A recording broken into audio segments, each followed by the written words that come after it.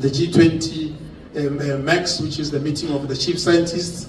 It has already started, but as South Africa, we have put together 4 priority areas. I found them very complicated. I would have used simple African English, but well, we are here. The first one is about inclusive market participation. Those that have food to sell must be able to get to those who wants to buy food. Simple as that.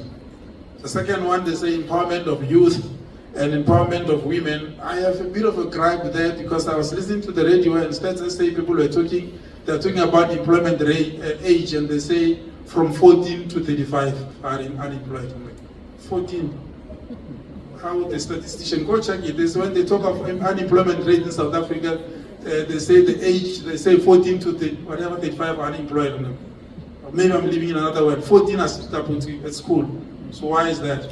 Then I asked them, they said, no, it's how ILO calculates and whatever. So we end up with 14 years who are unemployed. They're supposed to be at school. Why employed? So that number that says unemployment rate is 32% in South Africa, you must know and remember that it's got 14-year-olds in that number. I don't know how they got to that. But other than that, that's what it is. And then another priority is basically innovation and technology, which is something that you're going to have to work around to try as and when we teach science to produce food. But I'm told the person who started artificial intelligence regretted 3 months after it, and we are still busy enjoying it. Have you seen those of you who follow soccer, you saw where another famous president was talking about problems happening at PSL, with Kaizer Chiefs having to have to go to another country where oppressed people go.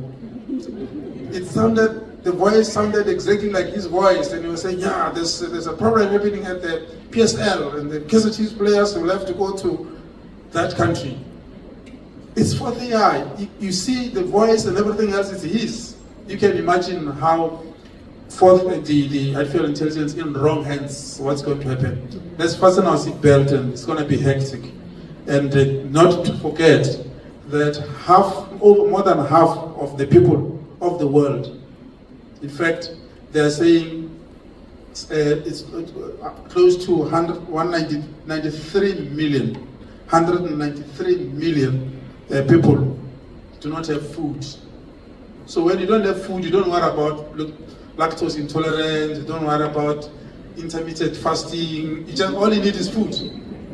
So this number, they're looking at you, Dr. McQueen, for you to supply, to make science, do whatever they did, your predecessors, to ensure that we've got food and then everybody can eat. And the rest is just English.